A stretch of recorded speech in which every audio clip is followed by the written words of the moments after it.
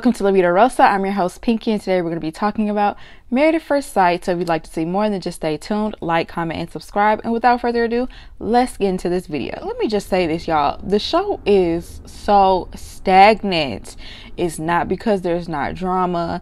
It's not because, you know what I'm saying, there's nothing like explosive happening. That is not what I'm saying. I think it feels very boring and stagnant because, one, the people have been mismatched.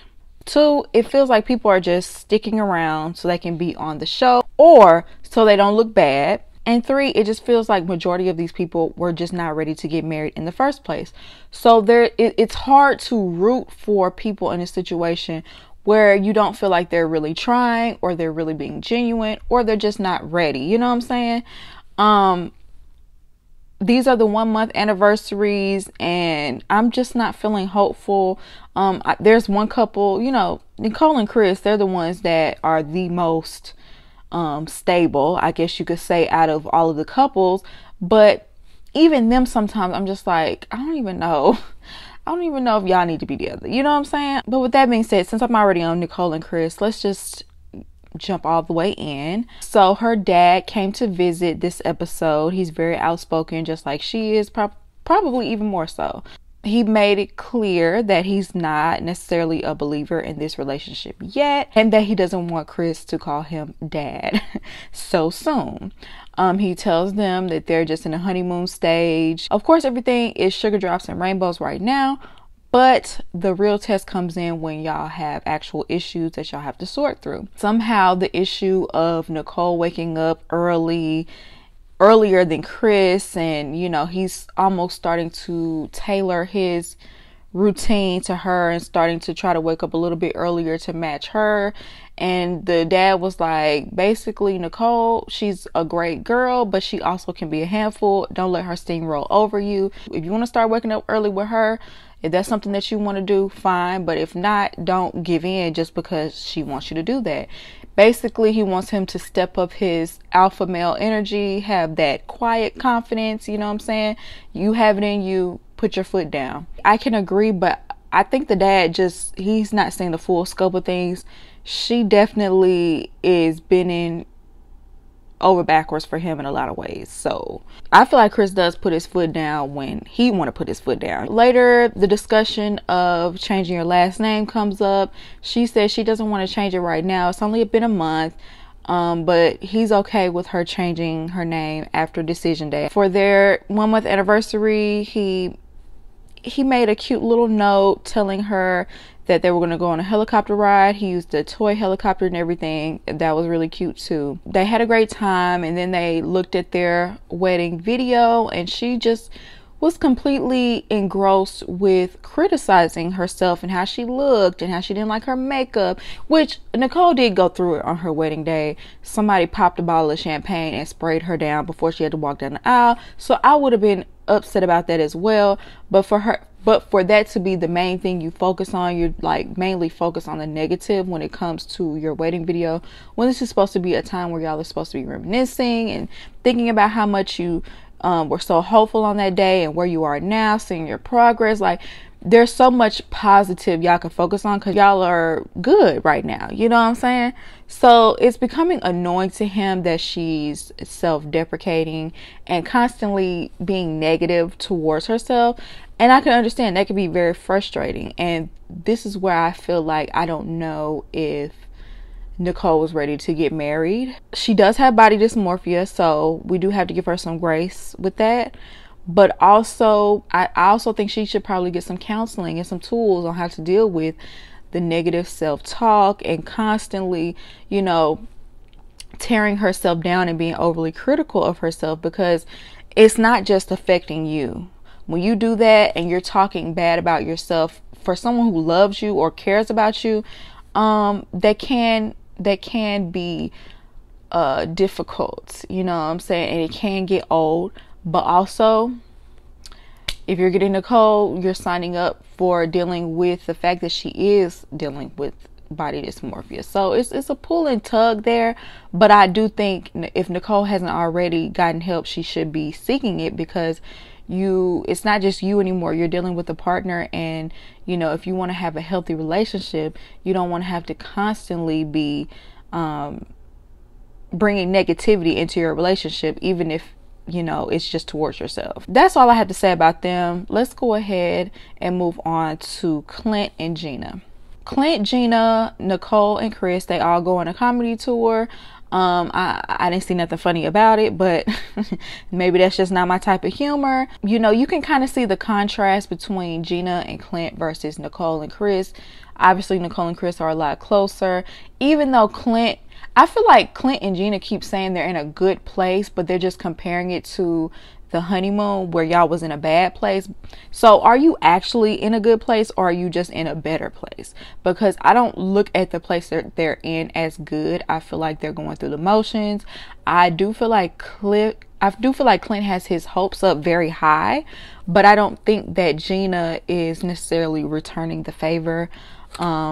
Personally, I really do not believe that she wants to be with Clint. I really, like, ever since Clint said that she might be on here to promote her business, that's all I can see. I'm not gonna lie to y'all, I really feel like she is here to promote her business, because I don't see any sort of inclination that she has towards this man. But I'm kind of getting ahead of myself. It turns out that he does most of the cooking, but she does help out.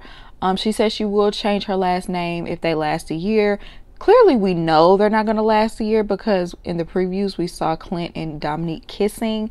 And why would you put that in the previews? That totally ruins decision day. Do y'all not know the premise of your own show? That's why it's kind of pointless to even watch Clint and Gina, because we know the outcome. But anyway, so they decided to kind of recreate their Jamaica trip since it ended horribly. So they went to a waterfall, and then they had a Jamaican meal catered, I'm sure.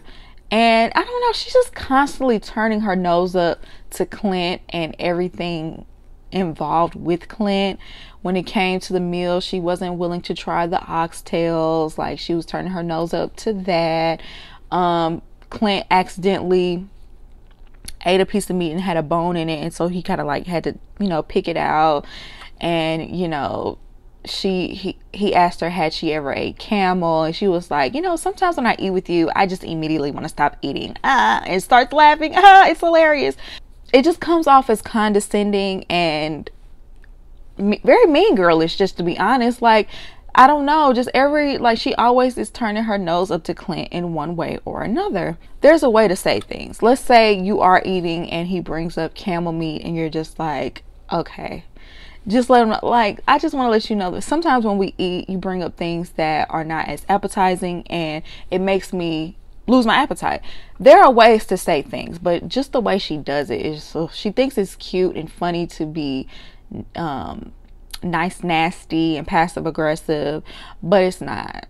And then also, I feel like she uses the dog as a buffer. So in a way, she can focus on the dog, but kind of include Clint, make it seem like it's like a, you know, like she's paying attention to Clint through the dog, but really, I don't know how, is that making sense to y'all? Because I'm having a hard time explaining it.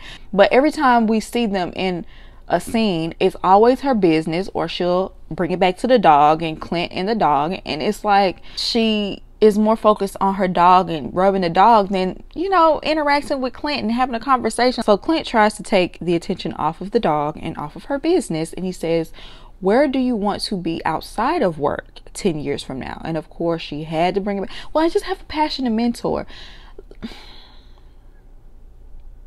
Do you want a family? Do you want children? Do you want, I don't know, where do you want to live? Like, there's so much that can be discussed outside of your business. And that's why it feels like this is one long product placement for Gina, because we get nothing real from her. Very little. And then they, you know, had dinner with the other couples, and the other couples are praising them for making it this far. They're doing so much better. It just feels so surface level and fake. Hopefully Clint is just going through the motions and not truly investing his feelings, because she not investing hers at all. So let's move on to Shaq and Kristen. Kristen is another one that's super duper frustrating. Her words never match her actions. Everything about her is very disingenuous. Like, I cannot put my, I want to believe her. I want to believe her, but just the things that she does doesn't match what she says. At the beginning of this episode, she's talking with her friend and she's saying how she wants to be all over him. She wants him to hug and kiss her when he walks through the door and comes home. That's not something that he does, and I'm sure it's because in the beginning you told him you weren't attracted to him and you kind of pushed him away. You had this high guard up, so maybe he doesn't want to overstep the boundaries that you set, that you constantly enforce. And so because he doesn't do that, and you know that you pushed him away in the past, why don't you step over your boundary, and when he walks through the door, you wrap your arms around him and you kiss him and let him know it's okay. You know, she keeps talking about how he doesn't make time for her, but you refuse to open up. When y'all spend time together, what you gonna do? You just gonna look with these blank eyes that you constantly give him and just say, I'm not ready, or it just takes time, or we got to spend time together, even though currently we're spending time together and we're sitting here and you could open up. You could tell me what you feel. You could tell me about your past. You could tell me what's on your mind. But no, you're going to stand here and just tell me that's what you want to do instead of actually taking the action to do it. Yeah, that's frustrating. So yeah, he probably does spend a little bit more time at work. He probably does take a little bit more of his time and spend it with friends or mentoring or whatever it is he's doing, because when he comes home, he comes to this woman who claims she wants one thing, but her actions show totally different. Anybody would be frustrated with that. And he really showed it at the end of this episode, but we haven't got there yet.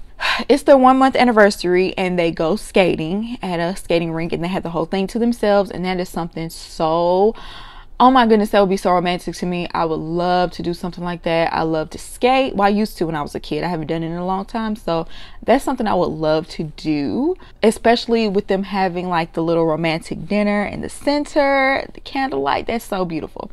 So it, you know, she had a really good time. Like, she loves to be active, and so this was something good for her. She's a good skater, so you know, they did enjoy each other in that aspect. So when they sit down and they talk, they have the same conversation they have every time they sit down and talk, and it's about getting to know each other and taking time and spending time. And he's telling her, like, I want to get to know your friends and family. I want to get to know those people because that will help me get to know you better and learn more aspects of you. Her excuse of not inviting him around those people is she doesn't want to invite him around if the relationship is not going to last. But y'all are married, and y'all got married first before even getting to know each other. Once again, you're keeping him from getting to know you when you said that's something that you want is to spend time. Like, this is another way he's trying to spend time with you, is to get to know your friends. She kind of confronted him about not putting in the effort to spend time with him or not being around. He feels like, well, I've been trying and you're still not opening up. So it's like he's not getting anything in return. He's not getting, you know, a reward per se for doing that. So why keep doing it? And then she says things, well, we have a lifetime to get to know each other. And he was like, and we have a decision date as well. And it's like his patience is slowly running out. Kirsten gives me that she thinks being pretty is enough. Like, she doesn't have to have a personality. She doesn't have to give much, but she gets to receive it all. And just because she has a pretty face and a nice body and she knows how to fix herself up. And that's not enough. Like, he wants substance. He wants someone that he can talk to. He wants someone he can get to know, flaws and all. Like, he wants to know that. And it's like she talks a good game, but she never backs it up, ever. So then they had kind of like a tense moment when all the couples met up together. They were asked, like, are they getting closer? Like, how is the chemistry going? And he was thrown off when she said, basically, they didn't really have much chemistry. It's a little chemistry, not much. And you know, he was thrown off because he felt like there was chemistry. And that I'm gonna have to ask you, Shaquille, why do you feel like y'all have chemistry and she won't even open up? You know, yeah, she'll touch her head and y'all might hug, y'all might even kiss, but what chemistry if you're constantly begging her to open up and she won't? Like, that's lack of chemistry, if you ask me. He felt some type of way that she could say that to the group, but she never actually told him that in private. And she feels like, you know, she'll do a little check-in and ask him how he's doing, but he never checks in with her and asks her how she's doing. But he's like, you could just be forthcoming and just tell me how you feel. But she wants him to check up on her every now and then. That's something you can do, Shaq. But I can understand why he doesn't, because you don't actually say anything when he does. Anyway, he did ask her. She didn't even give anything in return. Like, he ended up telling her, like, you know, everything is on your time. You feel like you can let your guard down whenever you feel like it. And, you know, there are two people in this relationship. Like, I'm not being fulfilled, basically. And, you know, he's just fed up. Like, Shaq, this is the second episode that ended with Shaq being fed up. And I don't know if Kirsten actually wants this man or if she's just saying that because it sounds good for TV. But if you do want him, you're not going to keep him acting like that. Like, you say you want to spend time with him, spend time opening up. And that way he might sit down and y'all can actually bond. But you just sitting down there with a blank stare. What? I thought we were spending quality. You can't do that. You got to find somebody shallow for that. Shaq wants something a little deeper. So with that being said, let's move on to Eris and Jasmine, because he about as deep as a kiddie pool himself. He meets up with one of his friends to discuss his relationship with Jasmine. Basically, it comes out that he's not attracted to Jasmine, and, you know, obviously they haven't been intimate. And the friend was like, dang, this has been the longest you haven't done it in a long time. A month? Anyway, the friend asked, well, what do you need? And he is so juvenile. So juvenile. He said, you know, if I'm not attracted to her physically, at least we could have a vibe. You know, she could have some swag. You know, might like the way she dressed. She might be a sneakerhead. She might be funny. There might be something else that I could be attracted to. Superficial. She don't have none of that. Like, it literally sounded like a teenager talking about what he's looking for in a girl. Like, this is your wife. So if she was a sneakerhead, you could be attracted to her more. Like, so the friend was like, well, what you gonna do to make it better? He's like, he's gonna continue to try to date her and get to know her.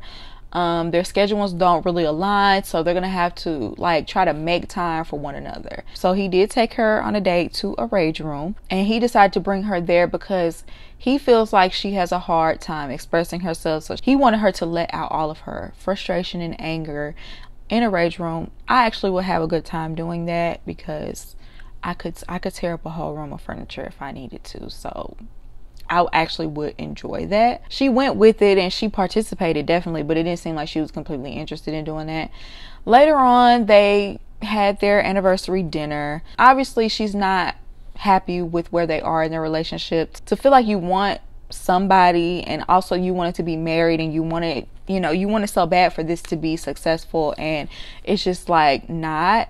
You could see, I don't know, she just seems so suppressed by it all. You could tell that it's a downer on her and she's just not as vibrant as she was in the beginning. You could just see it, like, even when they were like sitting together and looking through their pictures, and it was just so awkward because, you know, they were just talking about how hopeful they were back then, how, you know, on the first day they were just so much more hopeful and, you know, wanted it to work so bad just for them to be where they are right now. And they ended up reading their vows again, and his vows were actually very beautiful, but they were just all talk. He didn't actually honor them. He said in his vows that he would put in so much effort every day, and he hasn't put in the effort. He admitted as much.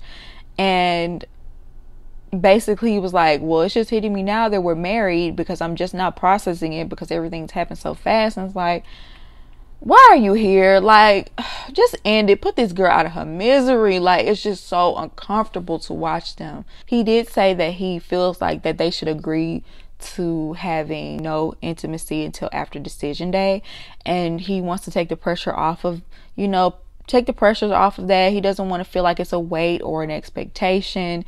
And, you know, he also says he doesn't want it to be a meaningless thing that happens, and, you know, possibly she becomes way more invested and he still feels the way that he feels. And even though I do feel like some of that is for selfish reasons, he just doesn't want to do that with her, I do appreciate it because in a way it is protecting her, because I can only imagine how she would feel if they were to have been intimate and then he come back and say he's not attracted to her. Like, that's on some Chris level, you know, triflingness. So I do appreciate that. But yeah, y'all, it's a dub. Like, it's not gonna work. I don't see it working. He's not trying, really. He said he wasn't trying. He's not attracted to her. And for him, someone who's shallow, him not being attracted to her physically, it's a wrap. It's really difficult to watch. But y'all let me know what y'all think down below. Do you agree with me? Do you not agree with me? I would love to hear your opinion. And I hope you enjoyed this video. I'll see you in my next one. Peace.